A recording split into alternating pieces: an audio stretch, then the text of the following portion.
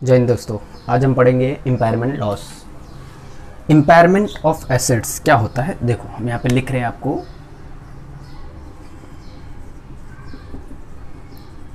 इम्पायरमेंट of assets, जो इम्पायरमेंट of asset होता है, ये इम्पायरमेंट ऑफ एसेट इंड एस, जो हम अभी तक पढ़ रहे थे एस, लेकिन क्या है ये अब नया आ गया भारत में जिसका नाम रखा है इंड एस। इंड एस 36 के अंदर आता है। 36 का आंकड़ा है। 36 का आंकड़ा होता है तो वैल्यू क्या करती है, नीचे गिर जाती है। इसलिए इम्पायरमेंट जो है, इम्पायरमेंट ऑफ एसेट, इम्पायरमेंट मतलब होता है क्या होता है बेटा, reduction in the value of किसका, एसेट्स का। एसेट्स का वैल्यू कम होता है, इसमें रिडक्शन होता है, नीचे आता है। अच्छा, for the kind information, assets और अपने गुड्स में फ़र्क देखा होगा, तो मैं आपको एक नई चीज़ बता रहा हूँ। What is the difference between assets and goods.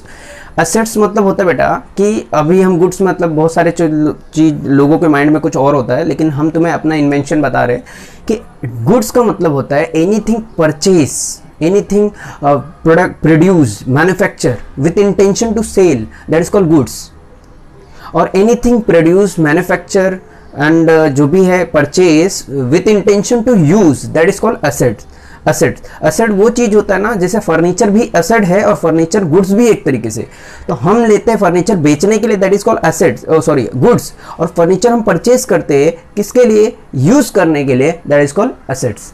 ठीक है, तो यहाँ पे आ जाओ। एसेट और गुड्स के बीच में डिफरेंस आपको बता दिया। तो इंपायरमेंट होता है मतलब कम होता है किसका, एसेट्स का वैल्यू। अच्छा, एसेट्स का वैल्यू कम होता है, उसका इंडिकेशन क्या है, हम आपको बता रहे इंडिकेशन क्या होता है। चेतावनी देता ना भैया कि इंडिकेशन मतलब बता रहा है कि इसकी वैल्यू कम हो रही है, कैसे पता चलेगा। तो जब इंडिकेशन एक तरीके से देखा जाए तो इसमें कहा जाता है, एक होता है कैरिंग अमाउंट, एक होता है कैरिंग अमाउंट और एक होता है रिकवेबल अमाउंट। अच्छा, कैरिंग अमाउंट क्या होता है, जो बैलेंस शीट बुक में लिखा होता है, जो बुक वैल्यू में लिखा होता है, जो बैलेंस शीट में शेड्यूल 6 के हिसाब से बैलेंस शीट बनाते हैं, शेड्यूल 3 जो भी है उसके हिसाब से जो बनाते बैलेंस शीट, उसके अंदर लिखा होता है क्या, बुक वैल्यू ऑफ एसेट, वो होता है कैरिंग अमाउंट। और एक होता है रिकवेबल, मतलब बेच के कितना आएगा। फिलहाल तो इतना ही समझते। इंडिकेशन क्या है, इंडिकेशन अगर देखा जाए तो जब कभी भी whenever कैरिंग अमाउंट यहां पे लिख रहे हो देखो, whenever carrying amount exceeds कौन से वैल्यू से, exceeds recoverable amount of assets। Assets का ये इंडिकेशन है कि जो बुक वैल्यू में है दिया है, सपोज मेरे बैलेंस शीट में दिया था कि 10 लाख की एसेट्स की वैल्यू है, लेकिन अगर मार्केट में बेचेंगे उससे रिकवर कितना होगा, 9 लाख। तो जो 1 लाख है ना, वो बता रहा है कि आपकी एसेट की वैल्यू कम हो रही है, मतलब क्या, इंपायरमेंट ऑफ एसेट हो रहा है। अब इंपायरमेंट ऑफ एसेट्स होता है, उसको हम क्या बोलते हैं, जो रिडक्शन होता है ना वैल्यू, जितना पार्ट से रिडक्शन हुआ नीचे गिरा, उसको हम क्या बोलते हैं, इंपायरमेंट लॉस। क्या बोलते हैं उसको हम, इंपायरमेंट लॉस। लेकिन इसको दूसरा नाम भी बोलते हैं, reduction in the value of assets, इसको हम दूसरा नाम बोलते हैं डाउनवर्ड रिवॉल्यूशन। किसको बोलते हैं, डाउनवर्ड मतलब नीचे की तरफ जा रहा है। यहां पे लिख रहा हूं देखो, इसको क्या बोलते हैं, also known as downward revaluation. इसको दूसरा नाम क्या दिया है, डाउनवर्ड रिवैल्यूएशन। इसको दूसरा नाम क्या दिया बेटा, डाउनवर्ड रिवैल्यूएशन। अच्छा, यहां तक बात क्लियर हो गई। अब एक क्वेश्चन आता है कि इंपायरमेंट लॉस जो आपने कहा अभी, इंपायरमेंट लॉस इक्वल्स टू क्या, तो इंपायरमेंट लॉस इक्वल्स टू दो चीज मैंने बताया, कैरिंग अमाउंट और रिकवेबल अमाउंट। मतलब क्या, कैरिंग अमाउंट एक्सीडेड रिकवेबल अमाउंट, ये हो गया बेटा। अच्छा, अब कैरिंग अमाउंट और रिकवेबल अमाउंट क्या होता है वो डिटेल में हम डिस्कस करेंगे। फिलहाल आपको बता देते हैं कि जो इंपायरमेंट ऑफ एसेट होता है ना बेटा, इंड एस 36, ये दो पार्ट में होता है। एक होता है क्या, individual assets, impairment of individual asset, और एक होता है ग्रुप ऑफ एसेट्स। ठीक है। अच्छा, इंडिविजुअल की बात करें तो ये जो हम देख रहे हैं इंडिविजुअल के ही पार्ट समझो एक तरीके से।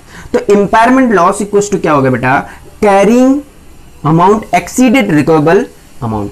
अच्छा, अब क्वेश्चन ये आता है कैरिंग अमाउंट क्या है। कैरिंग अमाउंट क्या होता है, देखो इधर मैं समझा रहा हूं आपको।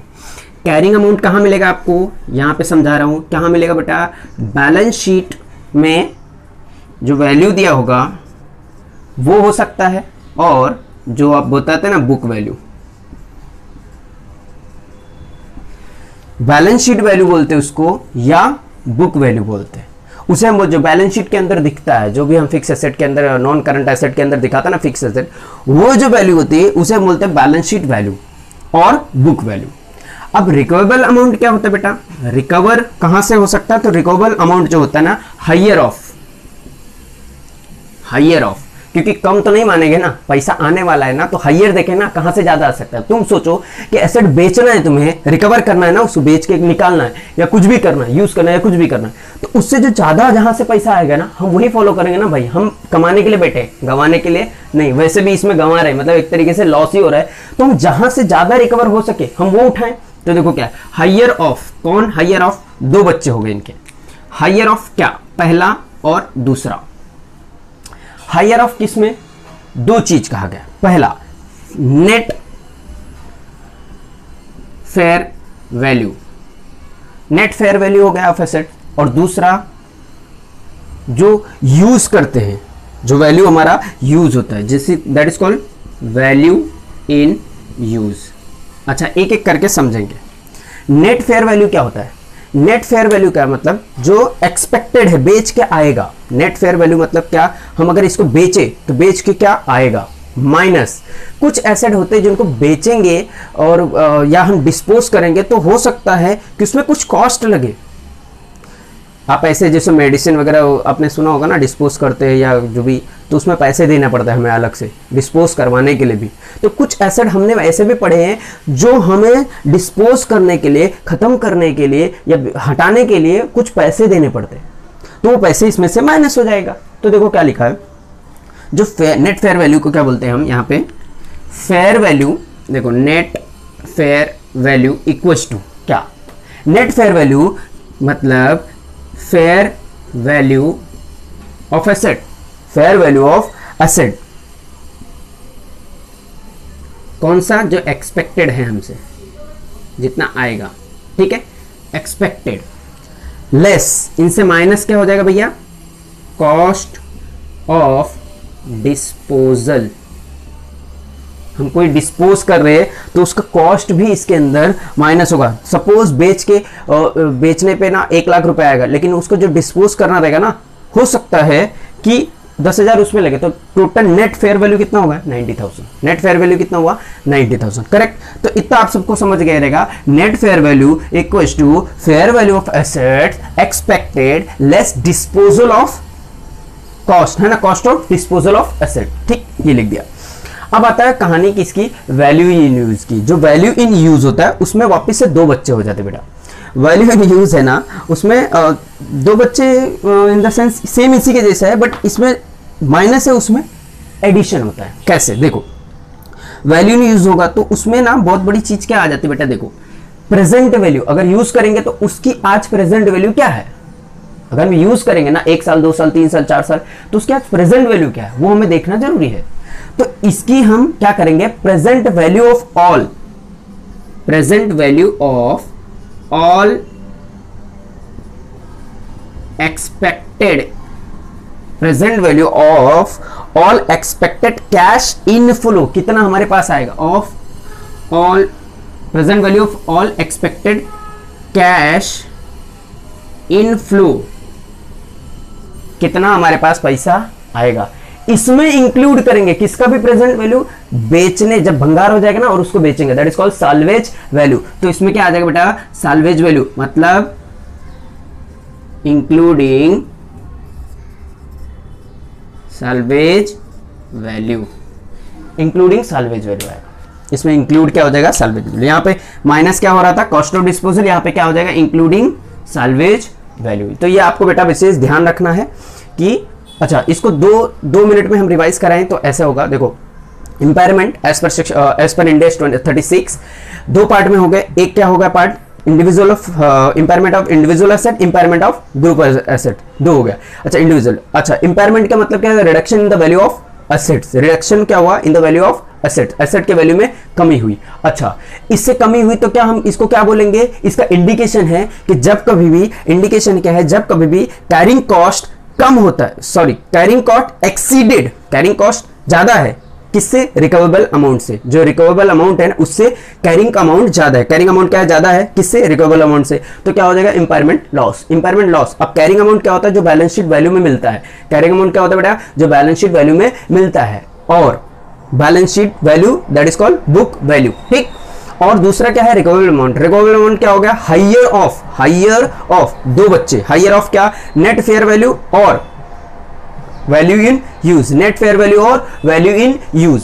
अच्छा नेट फेयर वैल्यू कैसे आएगा, fair value of asset expected है ना, fair value of asset expected less cost of disposal of asset, cost of disposal of asset क्या आ जाएगा, नेट फेयर वैल्यू। और वैल्यू इन यूज कहां से आएगा, वैल्यू इन यूज आएगा present value of all, present value of all cash inflow, कहां से पूरा कितना उससे पैसा आ सकता है, इनफ्लो, उसका प्रेजेंट वैल्यू, जितना इनफ्लो आया ना उसका प्रेजेंट वैल्यू, आज उसकी क्या वैल्यू है, ऑल द ईयर्स जितने में 1 2 3 ईयर 4 ईयर जो भी रहेगा, एग्जांपल करेंगे तो समझेगा।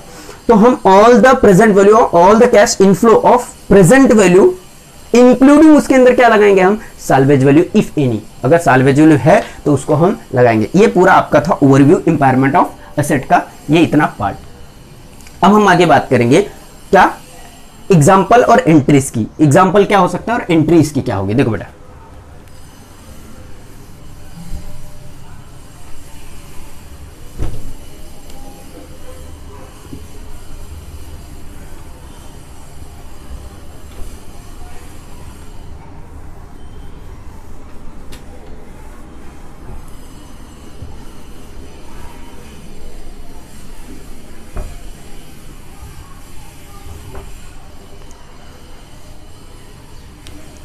अच्छा इसकी जनरल एंट्री क्या होगी, इसी में मार खा जाते बच्चे। जनरल एंट्री इसकी क्या होगी, तो जनरल एंट्री सोचो, इंपायरमेंट हुआ मतलब कम हुआ, वैल्यू किसका हुआ, एसेट का कम हुआ, एसेट का वैल्यू कम हुआ तो एसेट एक तरीके से डेबिट होता है। अच्छा एसेट डेबिट होता है तो उसकी वैल्यू अगर कम होगी तो क्या होगा, क्रेडिट होगा। अच्छा वैसे भी देखा जाए इंपायरमेंट लॉस है, लॉस है तो एज पर रूल नंबर 3 जाओ, अपना golden rule, credit all income and gain, लेकिन क्या होता है debit all expense and losses. तो क्या हो जाएगा यहाँ पे, पहली एंट्री क्या होगी बेटा, बोलो, हाँ बोलो बोलो क्या हो जाएगी, इंपायरमेंट ऑफ एसेट है ना, इंपायरमेंट ऑफ एसेट मतलब इंपायरमेंट लॉस, लिख दू इंपायरमेंट लॉस ऑफ एसेट ना, तो इंपायरमेंट लॉस ही लिखो चलेगा ना, ठीक है चलो। Impairment loss account debit to, debit all expense and losses, तो लॉस है तो डेबिट किया, टू किस में जाएगा, एसेट कम हो जाएगा ना, एसेट्स अकाउंट, ये हो जाएगा अमाउंट, ठीक। क्या हो जाएगा, बीइंग, कोई बताएगा मुझे, बीइंग क्या हो जाएगा, एसेट की वैल्यू कम हुई। दूसरी एंट्री क्या हो गया बेटा, लॉस है तो लॉस किससे सेटअप होगा, सीधी सी बात है, अगर लॉस है तो वो सेटअप किससे करेंगे, प्रॉफिट से, तो प्रॉफिट एंड लॉस में ट्रांसफर करेंगे तो क्या हो जाएगा, PNL account debit, profit and loss account debit हुआ, ठीक बेटा। टू क्या हो जाएगा बेटा, इंपायरमेंट को क्रेडिट करेंगे,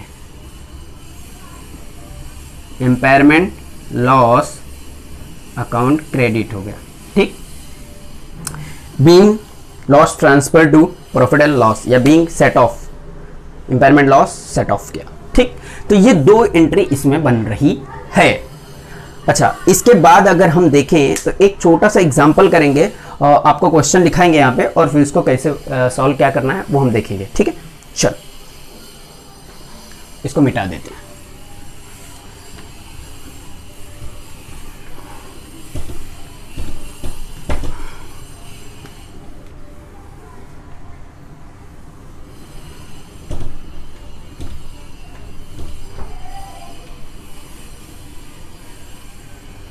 चलो बेटा, वेरी गुड। चलो आ जाओ टॉपिक पे।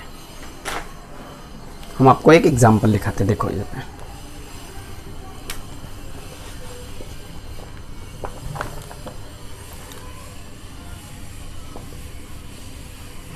एग्जाम्पल, चलो। अच्छा, एक चीज और मैं बताना भूल गया कि सपोज एसेट की वैल्यू कम हो रही है तो फ्यूचर में जो चार्ज होने वाला डेप्रिसिएशन है, सीधी सी बात है यार, कम हो जाएगा। एसेट कम तो डेप्रिसिएशन कम, एसेट बढ़ेगा तो डेप्रिसिएशन बढ़ेगा, ठीक है। तो वो कौन सा रिलेशन है? पॉजिटिव रिलेशन है ना, इनवर्स रिलेशन नहीं है, पॉजिटिव रिलेशन, ठीक है। चलो एग्जांपल लेते हैं। पहला यहां पे लिखा है कैरिंग अमाउंट, सी कैरिंग अमाउंट, सी ए लिखो चलेगा ना। Carrying amount of assets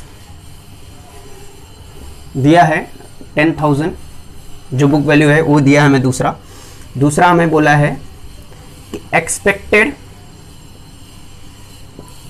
expected क्या बोला? Useful life. यूजफुल लाइफ कितना दिया है? 5 साल, 5 years, ठीक। तीसरा हमें बताया बेटा इसके अंदर फेयर वैल्यू ऑफ एसेट्स कितना है? 8,000। फेयर वैल्यू हमें दे दिया 8,000, ठीक, वेरी गुड। और हमें क्या दिया हुआ है? Cost of disposal, COD, cost of disposal करेंगे तो कितना कॉस्ट आएगा? ये हमें दिया बेटा 1,000 रुपीज़, ठीक। इससे क्या मिल जाएगा हमें? इससे मिल जाएगा नेट फेयर वैल्यू, ठीक। फिर हमें पांचवा लास्ट में दिया है एक्सपेक्टेड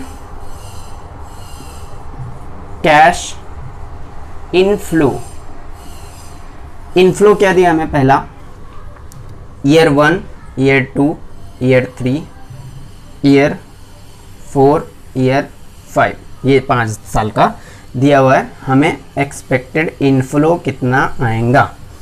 तो यहाँ पे लिखा 2,000, यहाँ पे लिखा 2,500, यहाँ पे लिखा 4,000, यहाँ पे लिखा मैंने 3,000 और यहाँ पे लिखा 1,000। ये इनफ्लो इतने साल आएंगे, 5 साल तक। उसके बाद इसका भंगार वैल्यू हो जाएगा, मतलब क्या? Salvage value. साल्वेज वैल्यू कितना है उसका? बड़ा 500 रुपये आएगा भंगार बेच के, ठीक। 500 रुपये मिल जाएंगे हमें। और जो इनका डिस्काउंटेड रेट है, डिस्काउंटेड रेट कितना हो जाएगा बेटा? डिस्काउंट रेट कितना है? एट द रेट 10% आपको दिया है। प्रेजेंट वैल्यू निकालने के लिए डिस्काउंटेड रेट दिया है 10% पर एनम, ठीक। चलो very good. And calculate impairment loss, क्या पूछा है? Calculate impairment loss. चलो फटाफट से बताओ क्या होगा, कैसे होगा। तो फर्स्ट ऑफ ऑल अगर हमें देखा जाए तो इसका सॉल्यूशन अगर हम करेंगे तो कुछ इस प्रकार होगा। देखो सॉल्व कर रहे हैं, सॉल्यूशन देखा जाए। पहला नेट फेयर वैल्यू हम कहाँ से निकालेंगे? यहाँ से निकालेंगे। तो क्या आ जाएगा हमें? हम फॉर्मूला लिख दे डायरेक्ट इम्पेयरमेंट लॉस का। बोलो इम्पेयरमेंट लॉस इक्वल्स टू क्या? कैरिंग अमाउंट माइनस एक्सपेक्टेड क्या?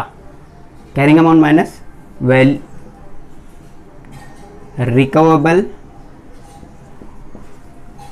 रिकवेबल अमाउंट, ठीक।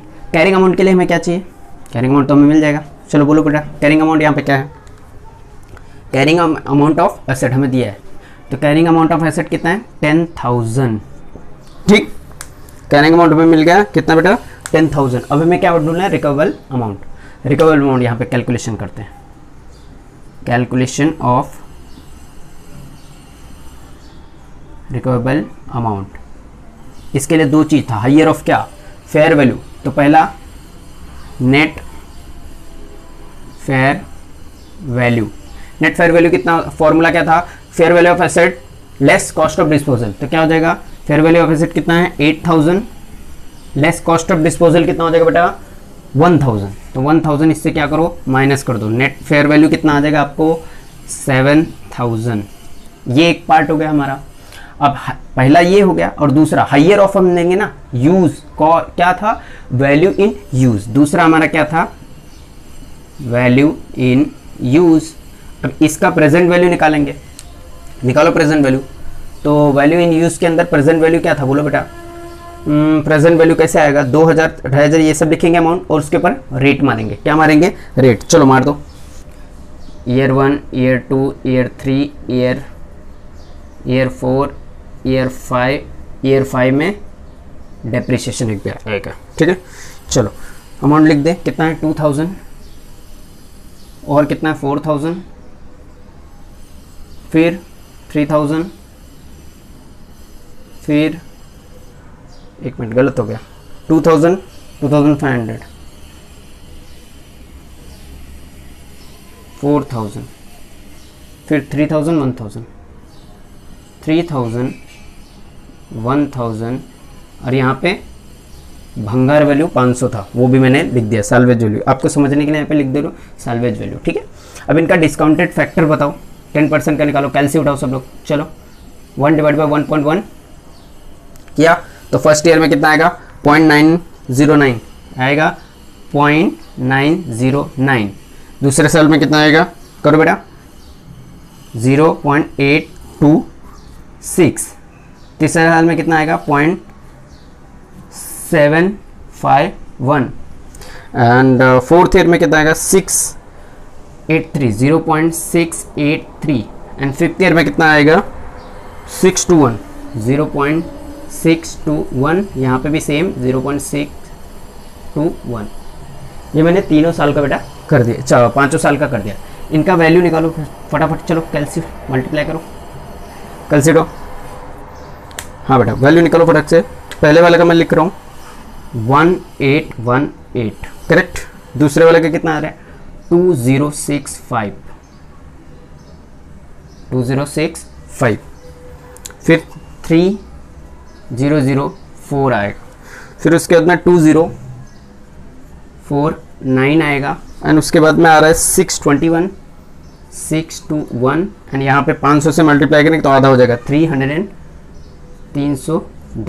इन सब का टोटल किया जाए, कंप्यूटर जी इन सब का टोटल करें तो इन सब का जो टोटल है बेटा वो क्या हो जाएगा? हमारा वैल्यू इन यूज। चलो प्रेजेंट वैल्यू आ जाएगा, कितना आ रहा है टोटल? 9867। कितना आ रहा है? 9867। ये हो गया। तो एक हमारा ये होगा, एक ये होगा। इनमें से जो हाइयर रहेगा वो हम लेंगे। बोलो कौन सा हाइयर है बेटा? हाइयर कौन सा? हाइयर देखेंगे, हाइयर देखेंगे दोनों में से। पहला में से हाइयर मुझे ये लग रहा है जी बिल्कुल नहीं, हाइयर तो 9000 है, 7000 कैसे होगा? तो इससे क्या हो जाएगा? 9867। इससे माइनस हो जाएंगे तो कितना बचेगा? Impairment loss. चलो माइनस करके बताओ बेटा। आई थिंक सो यहाँ पे इम्पेयरमेंट जो लॉस है वो बचेगा 133, 133। ये इम्पेयरमेंट लॉस आपका आ जाएगा। ऐसे इम्पेयरमेंट लॉस होता है। ठीक है, अब इसकी जनरल एंट्री अगर पास करना है, अगर इसकी जनरल एंट्री अगर देखा जाए पास करना है तो कैसे होगा बेटा? देखो जनरल एंट्री मैं यहाँ पे थोड़ा सा जगह है तो यहाँ पे पास करके दिखाता हूँ आपको। देखो पहला जनरल एंट्री इनका क्या होगा? इम्पेयरमेंट लॉस अकाउंट डेबिट कितना? 133 टू एसेट्स अकाउंट कितना? 133। ये 133 दोनों हो गए। ठीक है, अब यहाँ पे बीइंग एसेट रिवैल्यूड है ना, रिड्यूस। फिर दूसरा क्या हो जाएगा बेटा? एंट्री दूसरी आ जाएगी क्या? प्रॉफिट एंड लॉस में transfer profit and loss account debit हो जाएगा कितना? 133 से, और टू इम्पेयरमेंट लॉस अकाउंट कितने से? 133 से क्रेडिट। बीइंग इम्पेयरमेंट लॉस मतलब asset return of, right of किया यहाँ पे। तो आपको ये चीज़ समझ में आया होगा क्या है ये इम्पेयरमेंट ऑफ एसेट था। एज पर इन डेज जो है 36 में ये चीज़ बताई गई थी, तो वो मैंने आपको एक्सप्लेन किया। तो ऐसे ही हम छोटे छोटे टॉपिक के साथ मिलते रहेंगे। तब तक के लिए बाय बाय, टेक केयर।